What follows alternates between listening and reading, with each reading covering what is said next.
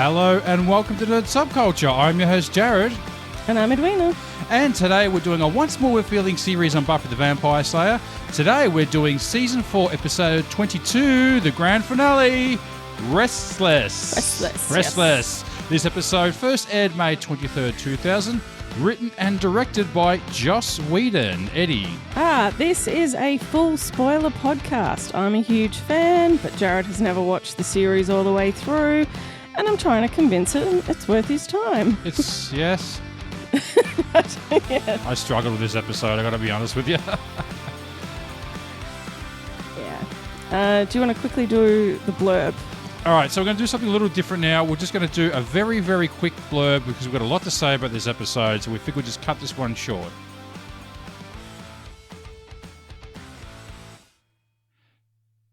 Buffy, Xander, Giles, and Willow decide to stay up late while watching movies after their victory against Adam, only for all four of them to immediately fall asleep. One by one, each of their dreams take a dark and twisted turn as a sinister force stalks each of them through the dream world and inside their own heads. Yes. So this is probably one of my favourite episodes. Really? Yes. I got to be honest with you, Eddie. I know you didn't like it. I kind of fell asleep on this. No, this was a snooze fest for me. You, at the end of the episode, you did that thing that you sometimes do when you've watched something that you haven't quite understood, and you sat up and you went, "What the fuck did I just watch?" Yeah. What are you talking about? I don't know. Yeah, I mean, I started looking at my phone a little bit as well. I don't know. Generally speaking, you're not a big fan of anything by David Lynch, like anything kind of. I don't mind David Lynch, but people just seem to rave a little bit too much about his work and think it's really good, and I just think it's a little contrived, to be honest. And this episode is very, very Lynchian. Yeah. Yeah, it seemed almost too much, and I was... But yeah, but it's not like Buffy hasn't... Like, they've kind of already gone over this before, but not to this extent. Like, there was the episode Nightmares. And then, like, Buffy is constantly having those prolific dreams. Yeah, I know. And I've seen other series do this before. Sopranos used to do something similar, have these weird sort of dream sequences. And there was a whole episode that was just one big dream sequence. Oh, okay. Yeah. I didn't know that. Yeah, there was. Yeah, he often had these weird dreams of symbolism and a talking fish. There's an episode with a talking fish that represented his friend Pussy, that they used to call Pussy. And then there was a scene where, you remember that novelty talking fish thing that people had for a while? Oh, yeah, the yeah. singing fish. The one on the wall. Yeah. Yeah. Then someone showed that to him, and he kind of had a flash to Pussy, who he actually killed. Ah, okay. So there was like that sort of circle that went around. So yeah, I've seen other shows do this before, but I don't know. I just found this. But not a whole episode. Well, that I did one whole episode in that. Oh, yeah. no, I think BoJack Horseman did it as well. Yeah, they did some sort of avant-garde sort of episode. It's just way out there, and yeah. But that was the second last episode, I think, of BoJack Horseman did that with his mother's death and. No, it was the one where he died, and it was sort of done like this weird dinner scene. Yeah. And he wanted to go through the wall, but they said he can't go there, and so you went. Like that. So it was kind of a dream, but he kind of OD'd. Yeah. And you didn't really know what had happened. Yeah. Yeah.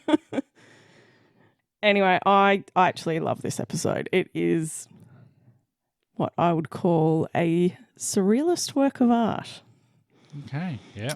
And every scene, every shot is full of symbolism and metaphor, and there is philosophy and foreshadowing throughout this whole episode. And because it is a work of art, it is highly interpretive. Mm-hmm. So everyone is going to have a different interpretation of this episode and a different reading. So... Yeah, I can see that, but yeah, I just found it boring. I just couldn't be bothered peeling back the layers of what was going on in this episode. I'm like, oh, there's this, there's that. Oh, I guess that means that. Yeah, great. Fantastic. Okay. And, because Primeval sort of wrapped up the arc, like I think Restless kind of works as a coda. And, instead of, a climactic final scene, which you had in the last, what do you call it? The tumultuous episode. Yeah. This one's just entirely an exploration of character done with the 4 different dream sequences. So, dealing with past, present, and future. So, just going back, I just felt like this should have been maybe the first episode of the next season or something like that. I felt with that climactic ending that should have just ended there. And maybe, because each season have done that first episode reflecting on... Well, as I said, he'd kind of, I guess you want to change it up a bit. They kind of wanted to change it up. So I think this was him flexing his, again, it was another one of those writing explorations that Joss likes to do as an exercise in writing, like what he did with Hush. Yeah. And this was just to, kind of change things up a bit. And change it he did. Not keep doing the same thing over and over again. We didn't mean that. As I said, this is normally it'll be in most fans' top 10 episodes. And from now on, I'll be bringing up stuff in the next season that is actually foreshadowed in this episode. No, look forward to that. Going to be constantly reminded of that by the sounds of it. Yeah. So Stop it! But yeah, there's a lot of stuff in this episode. Yeah, that it's ongoing. It's not resolved. Yeah. And it's always that inner conflict. But I think that makes for interesting characters. Yeah, okay. Yes. Yeah. So I'm cool with that. Now, I decided not to do the synopsis for this episode. Yes. When I went to do the notes for this episode, I had a lot of trouble doing it because it is a character study. So there weren't really plot points to talk about. Though there wasn't really a plot, really, was because there? there was a plot, but it's a very flimsy plot. So there are no real plot points. And it is strictly the characters dealing with their internal fears and anxieties and the choices that we make. So I thought I would actually go through each of the dreams. Wow. Okay. Yes. This is going to be a long episode. Yeah. I'll try to do it as quickly as possible. And the truth is, there are essays written on this episode. There was so much information when I was researching for this, and everyone has a different interpretation. There is. Look, my interpretation is really just going to scratch the surface. All right. Of this. So that's fair enough. I mean, we don't have all day. But yeah, and then there were things that people couldn't even agree on. So, and then I did notice there is remembering back to there's actually a DVD commentary from Joss as well for this episode. Do you have? I suppose you'd have that, wouldn't you? Yeah, I do. Have you ever listened to it? Yeah. You have? Oh, yeah. Okay. I certainly have. I've listened to all the commentaries. I've never listened to a commentary on a DVD. Really? The only one I ever listened to was the Matrix one, and I probably got about 10 minutes through it before I thought this is kind of boring. I'd rather just watch the movie. Yeah. Welcome to the real world. But before I start going through each of the dreams, and as I said, last week, I said there is a reason why they have this episode, and I think it is just so that they can't call on magical super Buffy every time there's an unstoppable big bad. They'll have to come up with a new plan each time. Yeah, so there's a trade-off or consequences, maybe I'm trying to think of. So I think Buffy has established that all of these big, powerful spells have consequences. Like there's kind of an opposing force. Yeah. So that has kind of been established, so to speak. So I'll read out why they're being attacked by the first Slayer. And it's because of the spell that they did. And it just explains it a bit better, because I don't think you really were paying much attention to the spell when they were doing the spell. Mother of God, I thought. Okay, so each dream acts as a character study, exploring the fears and future of the dreamer. Willow, Xander, and Giles are stalked by a shadowy figure, then killed within their dreams. The way and order in which each is killed is directly related to the role that they had assumed when melding with Buffy in the previous episode. That role is indicated by the tarot-like cards used to symbolise the character's essence. Willow's card had been Spiritus, representing her magical power. She is killed by having her spirit sucked out of her. Xander's card has been Animus, representing his heart. He is killed by having his heart ripped out. Giles had been represented by the card Sophis, a symbol of his intellect and role as teacher. He is killed by being scalped. Buffy's card Manus was representative of her physical strength. In her dream, the stalker is revealed to be the primitive first Slayer. And the two fight, and Buffy realises the difference between them is that the first Slayer is alone and isolated, while Buffy is unique among Slayers because she has friends. Are you saying that wasn't the Slayer?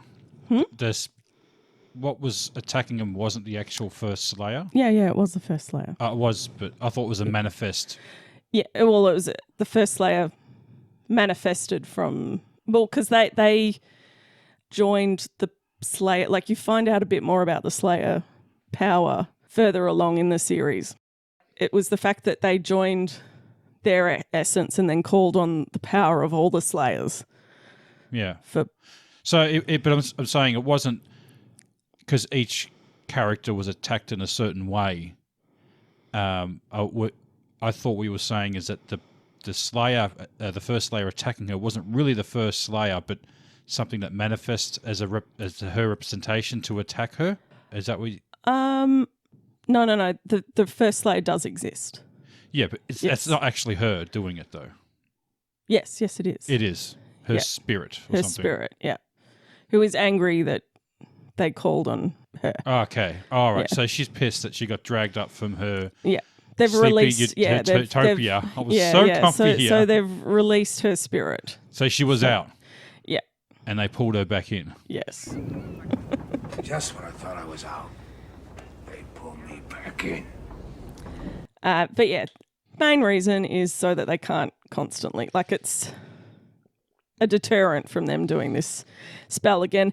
And as you saw, the spell was limited, had a very limited time frame. So it probably wouldn't be useful in every situation.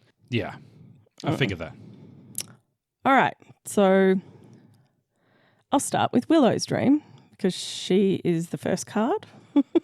Yeah. So she is the first one that we enter her dreams. Okay, the theme of Willow's dream is identity and sexuality. Willow's dream starts with her having an intimate conversation with her girlfriend Tara while painting a Sappho poem on her back. Do you know who Sappho is? No. Something to do with lesbians? It does, actually. Yeah. Sappho was a Greek female poet that lived on the island of Lesbos around 6 BC. Most of her poems are about women loving women, which is how we get the current terms sapphic and lesbian. Sapphic? You've never heard the term sapphic? No. Like sapphic literature? No. Oh, okay. What is it? It just means that it's lesbian. A lesbian literature? Yes. Okay, all right.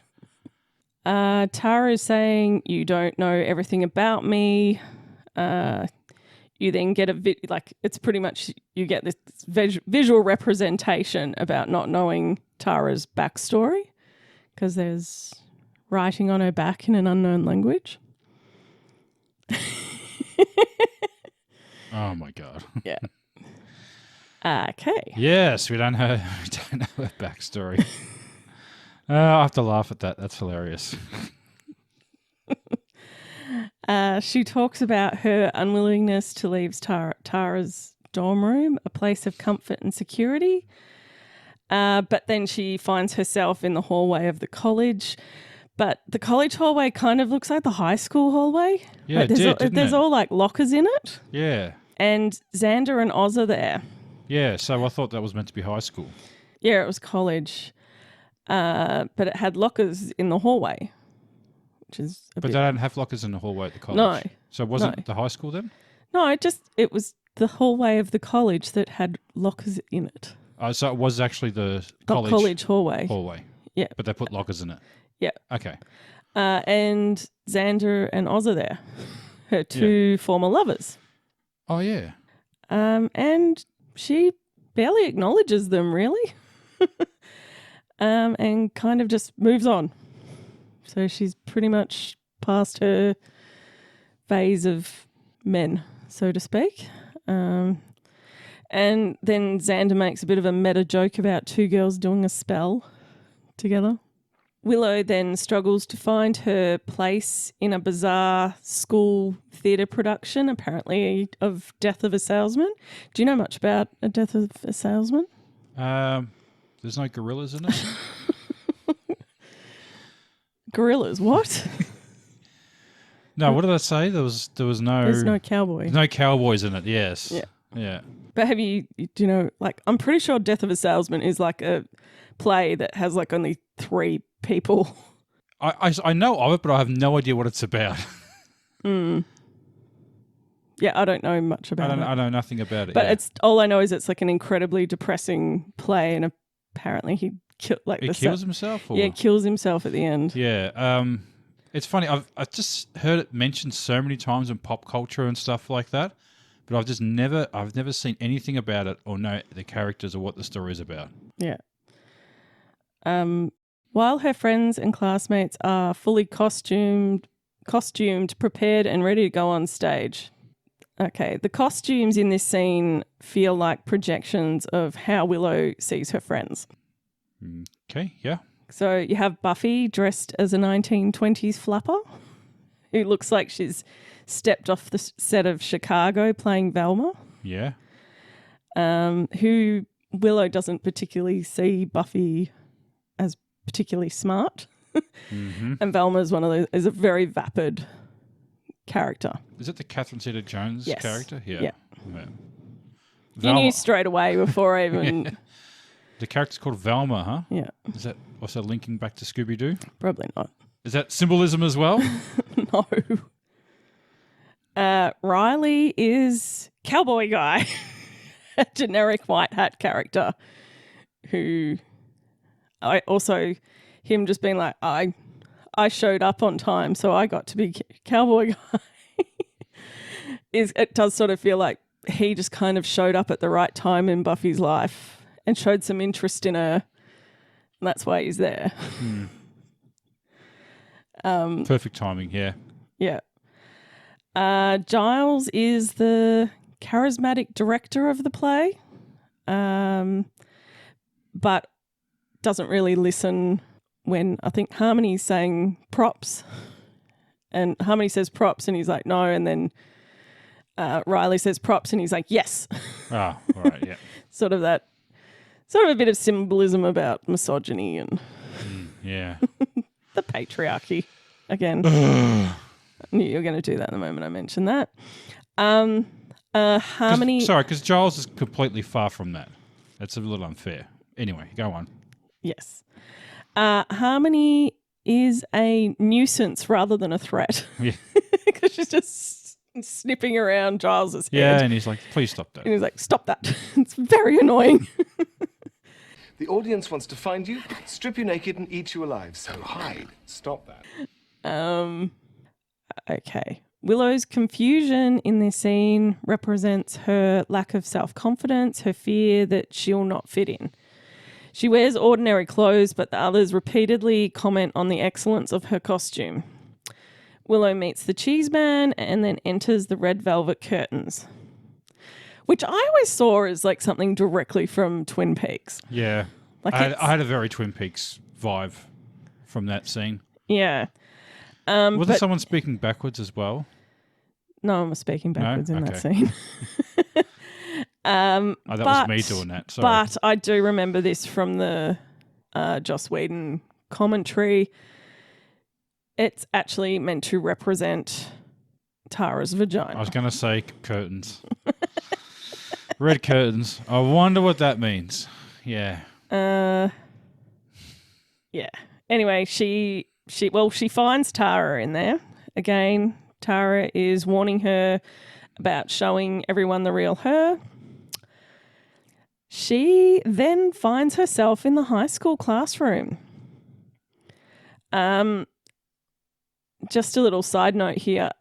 They did actually want to get Cordelia. Like, they tried to get pretty much the entire original cast back. They did try to get Charisma Carpenter and David Boreanaz back for this episode. That'd be cool. Yeah, so I think a lot of the parts that Tara is doing, especially the ones with Buffy, they wanted to get Boreanaz. What happened there? There was just scheduling conflicts. He's working on the for same Angel. But he's working for the same guy. Surely they could have made some sort of Yeah, you would think compromise? that. No. Only get him in for like a couple of hours work. Yeah, they're separate shows though. Like it's Yeah, but it's like half a day. Come in and do a couple of scenes and that's it. maybe they had to pay them too much. No, like apparently that maybe labour laws. I don't know. It seems odd, to be honest, that why they didn't turn up. So guess we'll never know why. But anyway, you can tell Anya gets the lines that I think Cordelia probably would have had in this coming up scene. Oh, yeah, because she's in the classroom, isn't she? And she's being quite snarky. Yeah, a little more bitchy than... little too bitchy for Anya. Yeah, well, she's not really snarky, though, Anya. She's just kind of blunt. Yeah, Anya's blunt. Cordelia was snark. Like the way that she was talking sounded like something that was written for Cordelia to say. And you can tell that was meant for Cordelia. Yeah, definitely. Okay. Can I just say something about the way that they talk on this episode? It reminds me of Whose Line Is It Anyway? You ever see that show? The improv show. And they have one of the challenges, I can't remember what it's called, but it's basically every question has to be answered with a question. Yeah. Like, what are you doing here? Who brought those cows in there? Was it you? Yeah, so everything... It's this very weird language that they use. Yeah, and it very much reminds me of the dialogue in this to be so bizarre and completely off what someone else is talking about or what is even happening. Yeah, you're right on. Kind of like, who got here first? I brought the cowboy suit. Yeah. Yes, that's it. It just makes no sense what they're saying. Yes. Yeah, it's all very cryptic. Buffy, so they're in the classroom. Buffy tells her to take off her costume. Willow protests, so Buffy proceeds to rip her cool witch gay college identity to reveal the old, awkward, nerdy Willow from season 1. And who she fears she really is. Willow stands anxiously at the front of the class, trying to read her paper on The Lion, the Witch and the Wardrobe. You can read into that whatever you want. While her classmates express their boredom with listening to her, Oz is flirtatiously whispering into Tara's ear. Willow, this is kind of Willow believing that she is not truly worthy of her love. Anya talks about it being a Greek tragedy. This is perhaps foreshadowing for Willow's future, as she will get more of an attachment to magic as a thing that makes her special and leads her down a very tragic, dark path. She is then attacked by the first Slayer and her spirit is sucked out of her body. Wow. That's the first dream. That's just the first dream. Right. Now you can see why I didn't do the Okay. synopsis. Yeah. So Because pretty much I'm doing the synopsis. this is a synopsis.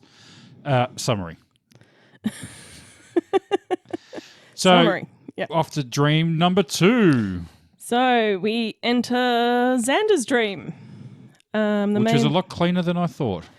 Yes, I will talk about that. The main theme of Xander's dream is his sense of failure and being left behind as his friends move ahead in their life. Xander wakes up on Buffy's couch to find a bizarrely altered version of Apocalypse Now playing on the television. There is some dream crossover happening here because Willow is choking, so some of the dreams are seeped together. Yeah. After excusing himself to use the bathroom, he finds himself the object of an attempted seduction by Joyce. Are you trying to seduce me, Mrs. Summers? Yes. Probably the most disturbing part of that is when she's talking but her mouth isn't moving. It happens again later on. Yeah. In a similar scene. He goes to the bathroom but discovers a big space behind him filled with scientist types who are watching him. He leaves to find another bathroom but ends up in his basement with a monster trying to get in the door. He then meets Buffy, Giles and Spike in a playground where Buffy plays in a sandbox while Giles and Spike, both wearing identical tweed suits, Giles tells Xander that Spike is like a son to him and he is being trained as a watcher. This scene is actually foreshadowing for an episode in season 6. You forgot to mention one thing. What? They're on swings. Oh, yes. I thought I did mention the swings. No, you didn't mention the swings. Oh, I missed the swings. That was kind of weird. Yeah. They're on the swings. Yeah. Looks like they're really going for it too. Yep. No, a watcher scoffs at gravity. Yeah. There's a lot to say about this scene because you sort of have Buffy in the sandbox, very childlike. He's kind of looking down on her. Buffy's the only girl in this episode that he doesn't sexualize. And you feel like he's actually more protective of her than anything else and kind of has her in a box. But are they controlling these dreams though? I think it's the First Slayer playing on their subconscious anxieties and fears. Okay, so what you think he actually thinks about Joyce sexually? Yes, definitely. Oh. Yes. Yeah, Xander. Yeah, and that scene with Giles and Spike on the swing, like it'll like there is a full episode where Giles and Spike think that they're father and son. There's also a land shark in that episode. Right, okay. And Spike's wearing that suit. Okay. Yeah. Cool. So it's also a really good episode. Land shark or street shark? Oh, you don't remember street sharks? No, what are street sharks? Oh, they're these toys. Street sharks. Kind of like Ninja Turtles, but sharks. So when Spike says that he's been trained as a watcher, Xander claims that he was into that once, but he's got other stuff going on now. And he looks over and you see the ice cream truck and himself. Xander warns Buffy about playing there. And she says that she's okay because they're not coming for her yet and says, I'm way ahead of you, big brother. Abruptly, Xander is working in the ice cream truck, watching himself in the playground. That scene I always think is really Lynchian. Lynchy, yeah. Yeah. Characters teleporting like that, Yes, yeah. To different places. Yeah. He is with Anya and she asks him if he knows where he is going. She says she's thinking about getting back into Vengeance. And while they're talking, Willow and Tara, dressed in unusually revealing clothes and glossy makeup, I think is kind of viewing lesbians through that lens of porn. Porn?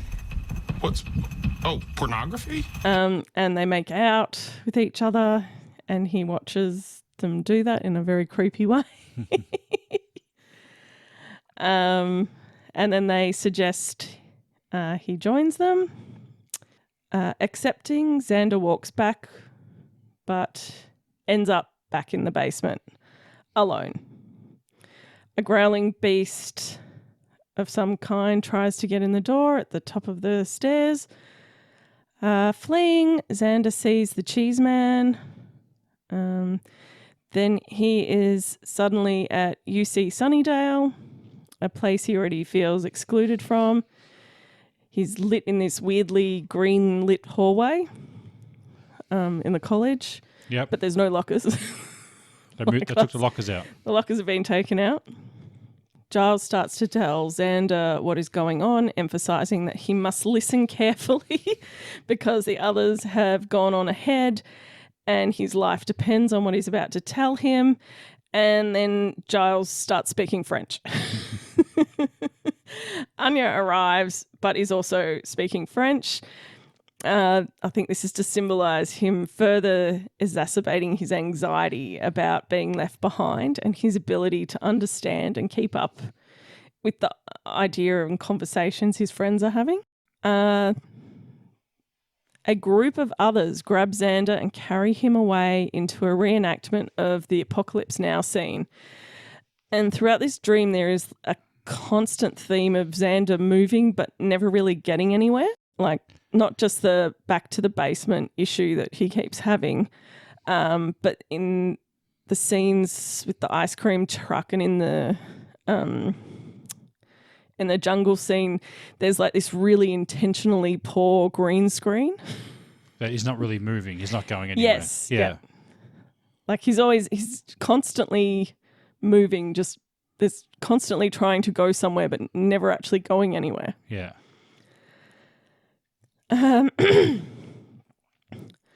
Snyder tells Xander, your time is running out, and he answers he's just trying to get away from something he can't fight. Snyder tells him he's neither a soldier nor a confortador, but rather a whipping boy.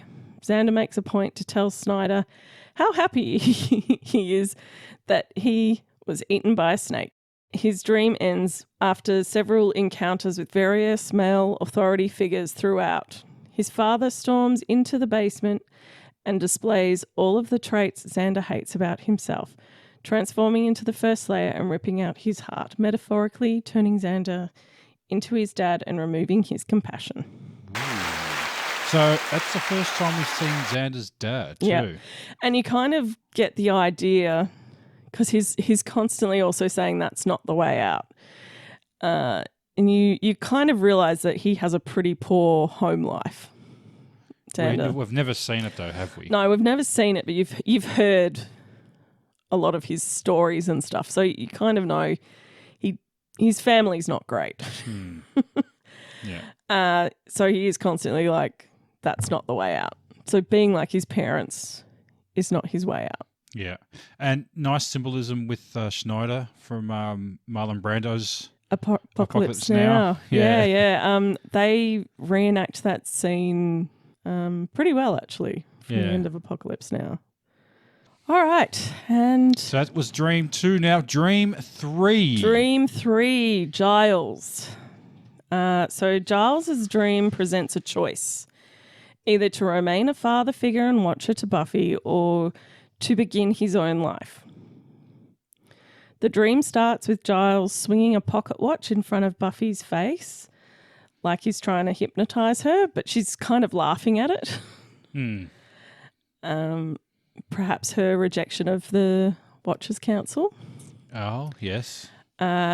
Just a big joke to her. Yeah, and it's also very similar to the scene where he did actually hypnotise, like if you remember back to Helpless, when what he did to her in Helpless, where he did hypnotise her and inject her so that she would lose her Slayer ability. Oh, yeah. I think it's a little bit of a callback to that, and how he ended up getting fired as well. His apartment is empty. So this is all, that's just the 2 chairs in his empty apartment, which I think is perhaps foreshadowing for him leaving Buffy eventually. Oh. Spoiler alert. Oh.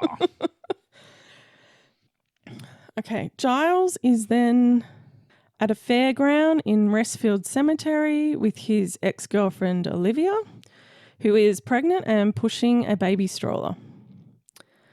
And Buffy is acting as if she were a young child, and she has pigtails, and she's back in those overalls of shame, which she also wore in Helpless. Mm-hmm.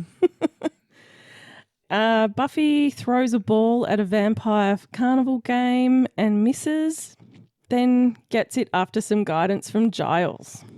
Buffy is unable to throw a ball straight without his help and instruction, an indication of his fear that she will be unable to do her job as a slayer without his guidance. Buffy is rewarded with cotton candy. As Giles comments that she'll get it all over her face, Buffy turns and her face is covered in mud.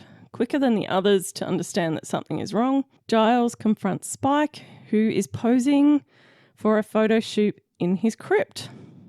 Walking into the crypt, Olivia is sobbing over an empty pram, signifying elements of his unfulfilled life, such as marriage and children. Spike has hired himself out as a carnival sideshow. Spike is posing as a vampire. Well, that's what I read into. He's a poser. Yeah. Spike is doing a bunch of famous poses as well. Like I think the first one, he's sort of doing Grease Lightning. He does the Bela Lugosi one from Plan 9 from outer space. No, it wasn't Bela Lugosi. It was a guy pretending to be Bela Lugosi to put his face and his elbow like that. Because Bela Lugosi had died. Yeah. They had a stand-in. So that was the guy pretending, which has become a thing to do, to walk around with your face and your elbow like that, covering half of your face. Yeah. But the original intention was to cover the stand-in actor that they had. Yeah, because they had footage of Bela Lugosi and they just were cutting it together. Just splicing it, yeah. Whatever they had. Yes. And if you want to know more about that, watch the film Ed Wood. That'll explain that very well. It's a good movie too. He also does Saturday Night Fever. And then there's another one he does, but I didn't really recognise what it's from. But then he does the Jesus Christ pose, which can mean a lot of things. And you get this symbolism in a lot of films these days. But Jesus. But he does die and come back, Spike. So Is he Jesus? Yeah, maybe he is sort of a Christly figure. Bit of foreshadowing there. Gonna save us all, huh? He does. He actually does save us all. Does he? Okay. Yes. So, yeah, symbolic of Spike performing as being a vampire rather than truly being a vampire. You know, not that he isn't still evil, but because of his chip, he cannot act on it. So he's basically a poser. Yeah. Yeah. The cheese man is nearby wearing the slices. After laminating that Buffy should have killed the vampire, Giles walks from the mausoleum to the bronze, where he is met by Anya getting applause and laughs as a stand-up comedian, and Xander and Willow are sitting on his lounge room furniture in the middle of the bronze. Mm-hmm. Haven't seen a bronze much lately, have we? Yeah. Xander has a bloody chest wound. And they both are warning Giles of their attackers or their attacker.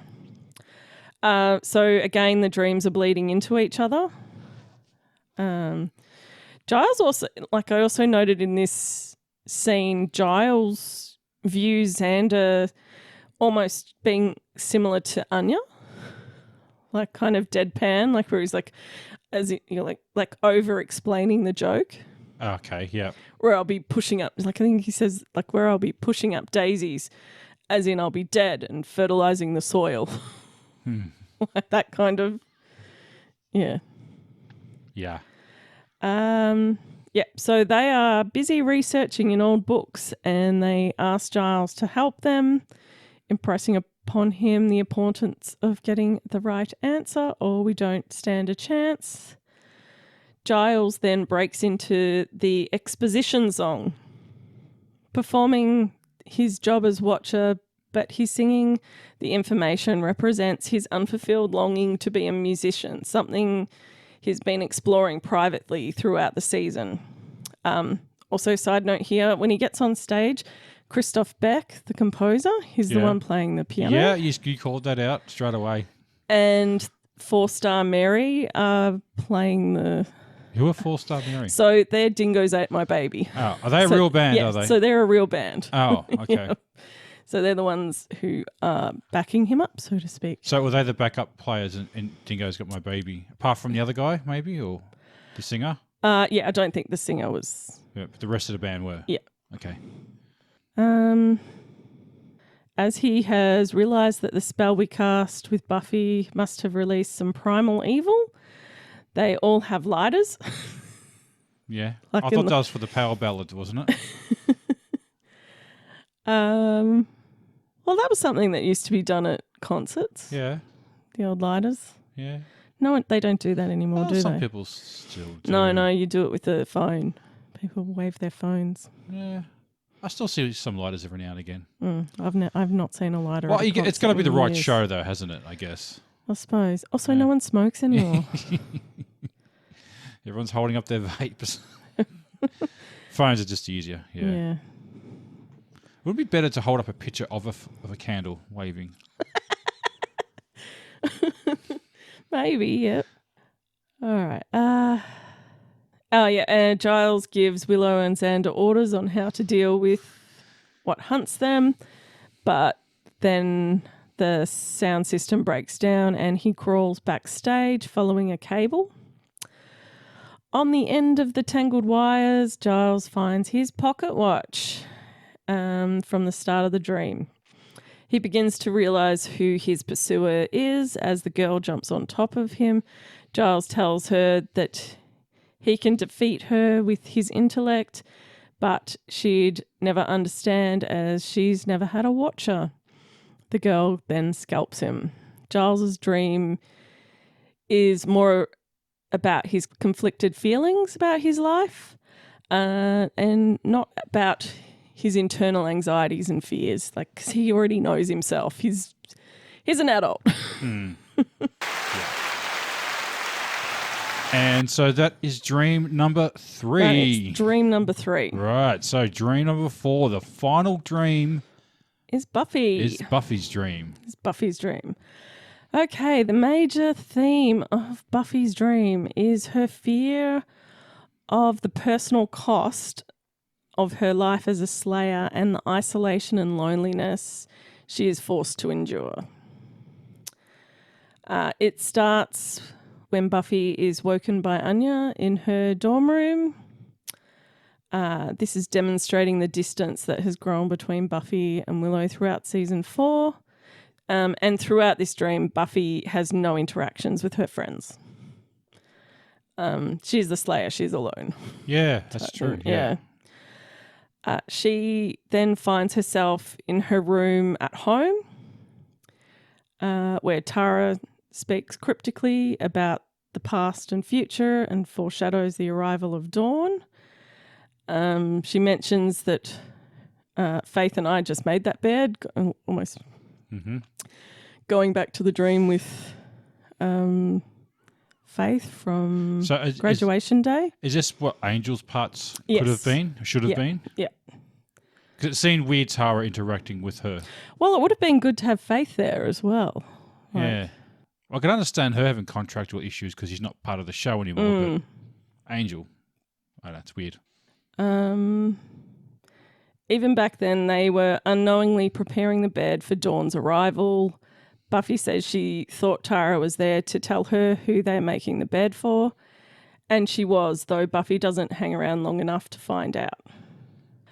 There's a lot of cryptic stuff in that scene. The 7:30, I think on the clock it says sun AM, which means another word for saying dawn. Yeah. Dawn is coming. There's some. I think it was like 730 days till Buffy's. I don't know what it is. And there's no way of proving it. I kept finding it written everywhere, but I'm like, was that really? I need to see proof of this. I don't fully believe it. Could have. Because then, are they saying is it 700 days in the show? So if you knew what date it was in the show and the date, no, it was they're from literally the airing, saying it was meant to be from the airing date of Graduation Day Part 2.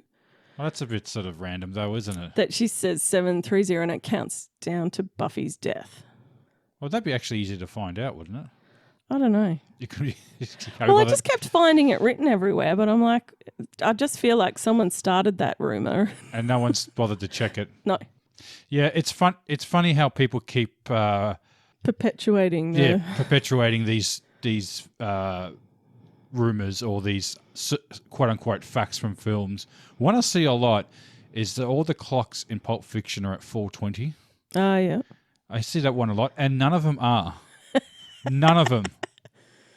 Yeah. There's one I think you see at the opposite, which it's 40 minutes. It's reversed. It's I can't think of what the time would be, 20 past 4 or something. And that's about the closest you get. But people keep perpetuating that fact, that rumor, and even asking, why are all the clocks set at 4:20? And they're not. They're clearly not. And this may be just one of those things that it's kind of a little too hard to sort of prove or disprove. We'll just go along with it. You know what? We'll find out. We'll come back to this one. We will find out, was it actually 702 days from that episode to when she dies? We'll come back to that one. 730. 730, sorry. Yeah. Leave it to us. Yeah. From the date of that episode airing to the gift. Okay. All right. Yeah. That'll be easy to find out. All right. You can do that then. Leave it to me. All right. Buffy is then at the university. She says she's looking for her friends. She sees Xander, but he's walking away from her and up some stairs. Buffy talks to her mother, who has now decided that she lives in the walls. Buffy fears her new life is creating divide between her and Joyce. Then, as she's walking, it turns into the initiative, and she sees Riley in a suit, and he has been promoted to Surgeon General and is drawing up plans for world domination with Adam. The actual actor who played Adam. Yeah, like so who is in human form. Yeah, it's the first time we've ever seen the actor. Yeah, so I think this is her suspicions of not fully trusting him and that he may not be who she thinks he is. The main thing that I notice about this scene is Riley constantly calling her killer. Yeah. He never refers to her as Buffy, or he says he consistently calls her killer throughout this scene. And it is one of those, it's like a constant internal dilemma that Buffy has, is the difference between a slayer and a killer. And it's already come up like a number of times, especially when dealing with what happened with Faith. And even Faith didn't fully understand it until she was in Buffy's body. From here on out, she's constantly trying to distinguish between being a slayer and being a killer. And she does start to explore what it means to be a slayer in season 5. What, the whole, we don't kill humans sometimes. Yes. Yep. Exactly. The prime directive that we sometimes adhere to and sometimes we don't. Yeah. Okay. The three of them are interrupted by a demon attack, and Riley and Adam start to make a pillow fort, which is one of my favourite lines in the entire series. This also demonstrates Buffy doesn't really take him and his work seriously and knows that he's perhaps a bit too normal for her. Buffy finds her bag of weapons at her feet. That bag comes back into the show as well. In season 7, it's... I didn't notice anything particularly interesting about the bag. Okay, all right. Yeah, but apparently it was actually a Slayer's kit that she ends up getting returned to her, so to speak. All right. Okay, the bag is full of mud, and I think the mud is meant to symbolise the spell that they did, which she smears on her face. And there's foreshadowing here to do with the shadow men who created the Slayer. Because, in that bag, she actually finds the device that connects her to the shadow men in later seasons. Oh, okay. I didn't. What type of device was it? You'll see it. I can't really explain it. It's not shown in this episode, but okay. she ends up being given like a bag that looks exactly like that has this device in it. Okay. All right. Riley appears again in normal clothes and says, I thought you were looking for your friends. Have it your way. I guess you're on your own. Foreshadowing him leaving. No. She then transitions to the desert. The theme of aloneness is reiterated here by her being framed in like this wide shot in this vast empty desert, and is the apex of her anxiety about being the Slayer that isolates her. Here she finally confronts the first Slayer, who has no name, no friends, no family, no language. She is nothing but the act of destruction, stripped of all her humanity. Tara is present to speak for her, and I think this is where David Boreanaz was supposed to play her voice, so to speak. That would have made the scene a little more interesting too. Yeah. Conflict coming from him almost in that way. Yeah. Yeah. Through Tara, the first Slayer tells Buffy that she cannot have friends and she must work alone, which Buffy makes the choice to reject with her defiant proclamation. She claims her individuality, being a Slayer, does not define her. She will adapt to the fight and whatever comes next. Her life is not simply about death, and it's the balance she has that made her a great Slayer. The Cheese Man appears, and Buffy has had enough. The Slayers fight in the desert, and then in Buffy's living room, she does make a few racist comments here about the first Slayer's hair. Did she? Yeah, she said, what's the impression you want to make in the workforce? It has been brought up that... Really? Oh, I didn't notice that. It's one thing that doesn't hold up in this episode. What did she say? Oh, it's about what are you saying in the workplace with that kind of hair?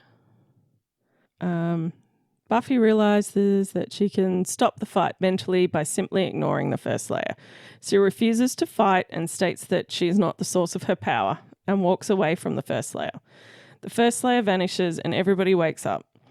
The dream ends in a mundane way as Buffy refuses to accept a tragic climax and insists on normality in her life. While this conflict of loneliness seems to be resolved in the dream, it will continue to be an issue of Buffy's for the remainder of the show.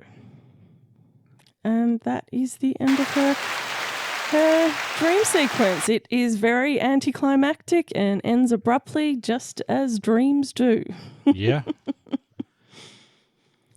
Well, so where do we go from there? Well, I think that's about it, really, isn't it? Yeah, lots of symbolism, lots of stuff going on. Very boring. Jared hated every minute of it. Oh, God. I will explain the Cheese Man. He has no meaning. I think that's the main thing that goes throughout. Yeah, you see the Cheese Man in every dream sequence. Yeah, he is, like Joss has said, he has no meaning. He's meaningless. That was the point. He wanted something that was completely meaningless. But it was in every dream, though, so that was a bit weird. So that dream that is through? completely meaningless. Okay. Did you have a favourite dream sequence? Which one was probably your favourite? Probably the Giles one, I guess, when he was singing. Yeah, I like the Giles one. Yeah. Joss has stated that this episode script deviated from his usual method of writing, as everything he had previously written was constructed before starting the script. The story unfolds coherently in 4 discrete acts, each act comprising of one character's dream. A lot of the scenes, like when they're going from room to room, it was easy to do that because that's how the sets were all set up. They're all next to each other. All next to each other. Figured that, yeah. Yeah. And I think some of the stuff with, when Willow open, like anything where they're looking out the window and they see a desert, they actually just set up a fake window in the middle of the desert to shoot those scenes. Okay. Yeah. That's pretty inventive. Yeah. And again, this was just an exercise in form writing and what it means to write. So, yeah, this is one of my favourite episodes. So, are people still raving about this now, or is it? I don't think they really raved about it back in the day, to be honest. Everyone kind of watched this episode and had your reaction, because we didn't have another, three seasons to go. So for all you knew, this was the last episode of Buffy. Could ever. have been. Yeah. Back in those days. You didn't know if a show was being renewed or not. You only really found out when I think this was one of the seasons that they did know that they were getting renewed. Oh, okay. Which is why they did all the foreshadowy that makes stuff sense, for it. Yeah. I like it because I like reading, having my own reading on things. Yeah, you do. Yeah. So, is there anything? Had you seen this episode? No, but I think I've seen that scene with Giles singing, though. That was very familiar. I've definitely seen that. I don't know where. Somewhere. Yeah. Okay. I thought that was maybe that other singing episode. Is there a scene like that? Does he sing that in that? No. Okay. No one sings on stage in the musical episode. I thought, I'd definitely seen that before. Remember him singing Xander and Willow. Yeah. Or it might have been me watching it and you've just walked in the room. Possibly, yeah. I'd say so. Yeah. So, and did you go down any rabbit holes? No. I think there's enough rabbit holes in this that you don't want to go down. I went down a few. Yeah. I didn't mean to. All right, well, we'll move into question time. Yeah, let's then. get into question time.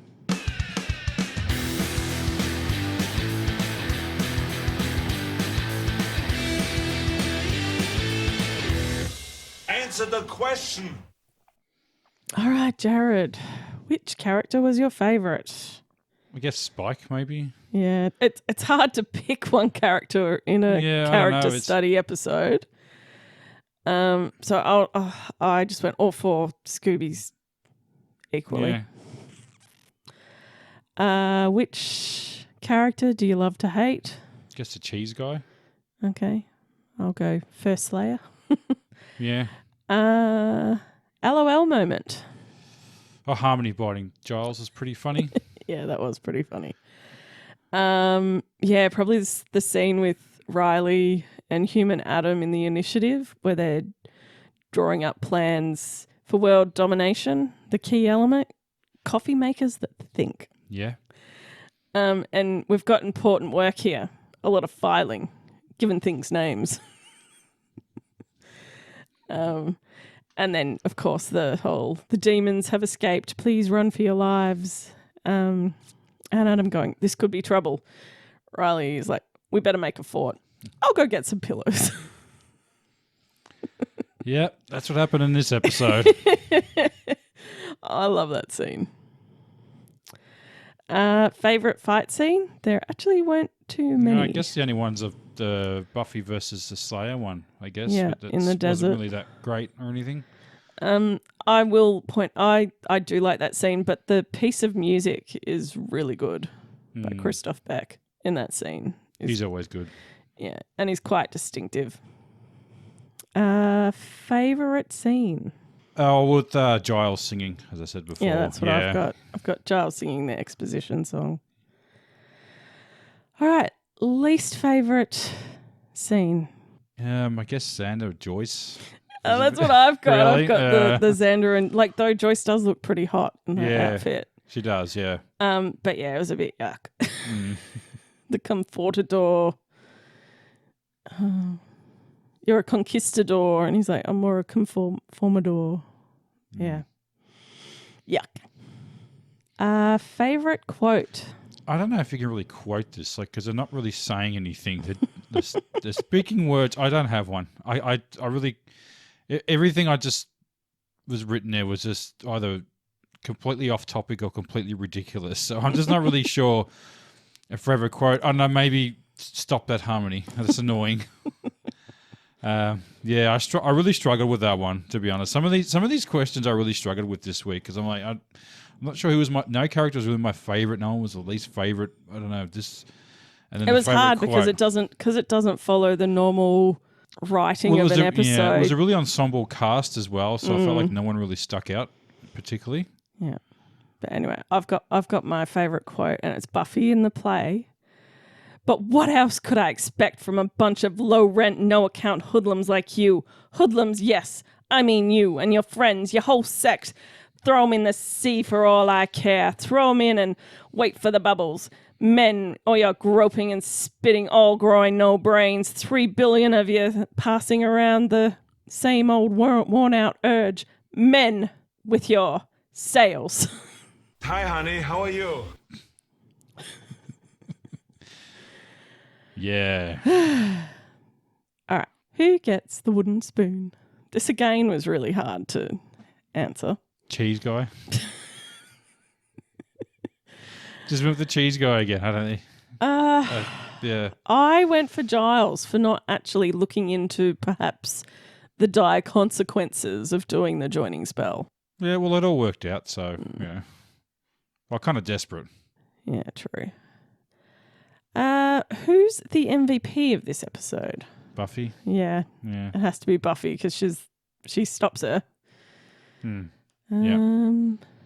Okay, what do you rate this out of 10 using something from the episode? 3 slices of cheese. 3? Okay, Yeah. I'm giving this 10 out of 10 bags of primordial mud. Yeah. Sorry, it's a snooze fest for me. Yeah. This is like Buffy Gold, this episode. Yeah, I know. Just because it's full of symbolism and all this stuff doesn't mean it's good. But it's also entertaining. Well, entertaining is a relative has some of the funniest lines in the entire series. Just because they're speaking gibberish doesn't mean it's funny.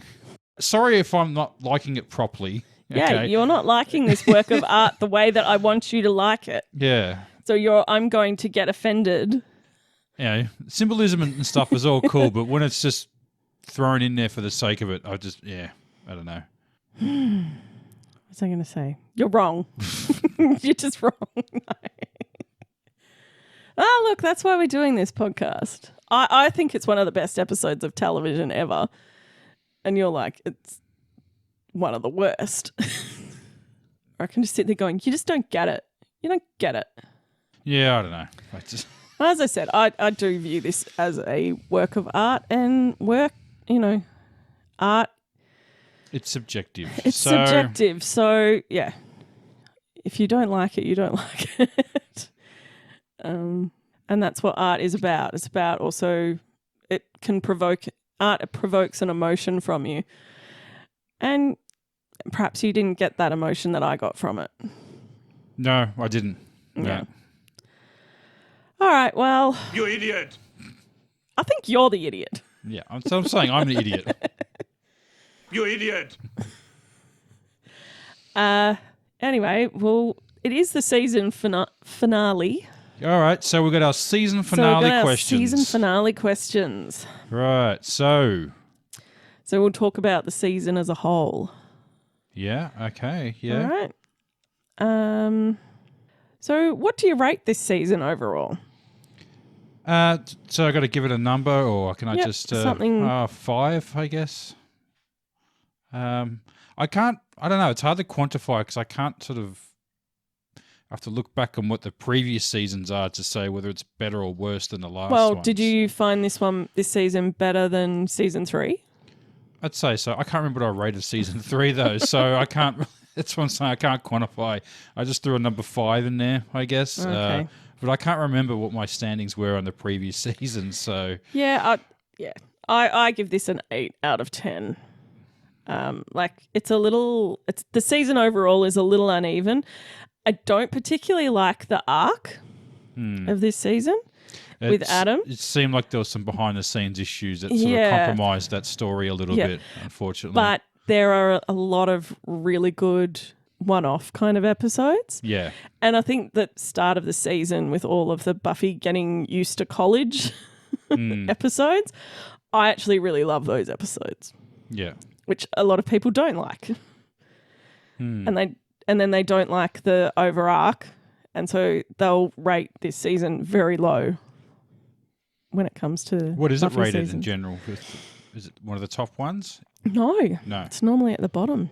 Oh, really? Yeah. Below season 1? No, season 1 is okay. It's not even counted. We don't even count season 1. Yeah. Favorite episode from this season, or one that stands out? Hush. Definitely Hush, yeah. Yeah, I've got a few, Hush, Something Blue, Restless, This Year's Girl. They're all pretty good.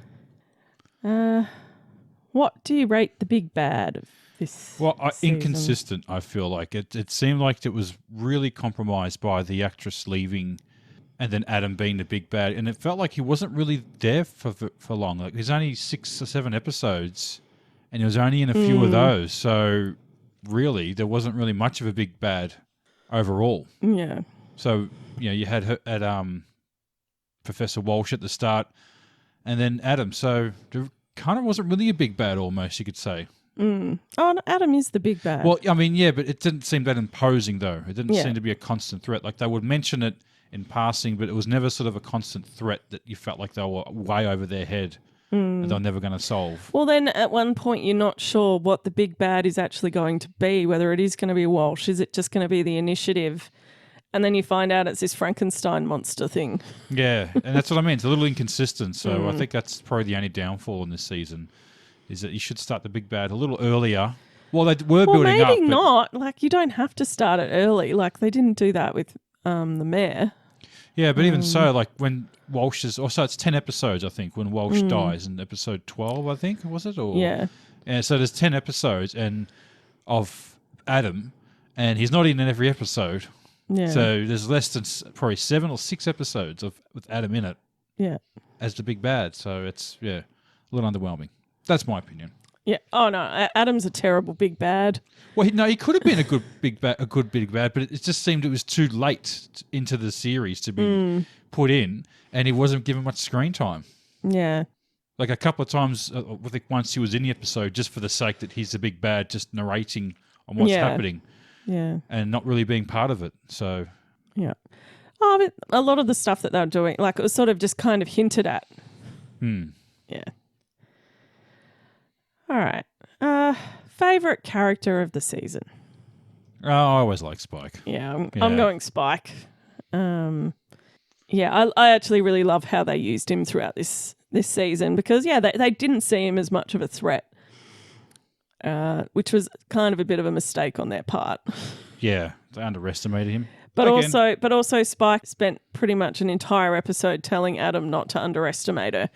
And then Adam proceeds to underestimate her. I think that's what is also frustrating, is that Buffy was always being underestimated. Yeah. In this. And that seemed so silly, because they were quite aware of her abilities and her powers, and then it just dismissive, oh, you're just no good, we don't need you. You're just a girl. You're just a girl. Well, quite clearly, she's proven that she's more than that, and she can take them out, and anyway, down patriarchy, whatever that shit is. But Walsh did realise that she was perhaps dangerous, but also underestimated her. Yeah. Like, everyone was just, throughout this entire season, she's been underestimated. So, because she's just a girl. Yeah. Yeah. So, that is the end of season 4. So, Jared? Yes, Eddie? How are you travelling with liking Buffy? Have I started to persuade you at all into liking this show? Well, Eddie, I'm going to tell you that it's all right. Yeah, I don't know. If I hadn't finished on that last episode, I probably would have had a bit more. Oh, the brilliance. Oh, my God. I reckon you're going to have to watch the whole series all over again after we watch it. After we watch it through once, then you're going to have to watch it one more time, and then you'll be like, oh, now I get that episode. No, I'm not. Shut up! Shut up! Shut up! Never. You're never going to watch it again? No, well, I won't have to because I'm sure you'll be watching it anyway. So I can sit down and go, oh, that's that episode. Oh, that's that episode. So, yeah, I won't need to. All right. All right. Anything else you want to add? Not too late. No, I think we're already a bit over time. Over time? Yeah, it's a long episode for a single episode as well. So, yeah, let's just wrap this up. Well, I hope you've enjoyed listening to us tonight. We are Nerd Subculture. My name is Jared. And I'm Edwina. And if you want to find us on internet, just type in our name. You can find us on TikTok, Twitter, Instagram. There is a Facebook group, and you can email us at nerdsubculture@gmail.com. And if you want to help out the podcast, please follow the link tree on the socials to our merch store. Yes, share, like, subscribe. And this is the end of season 4. What are we going to do next week? Maybe another movie? I think we'll do a movie next week. Do a movie. Yeah. All right. Well, till next time, take care. Bye. Bye. Grr.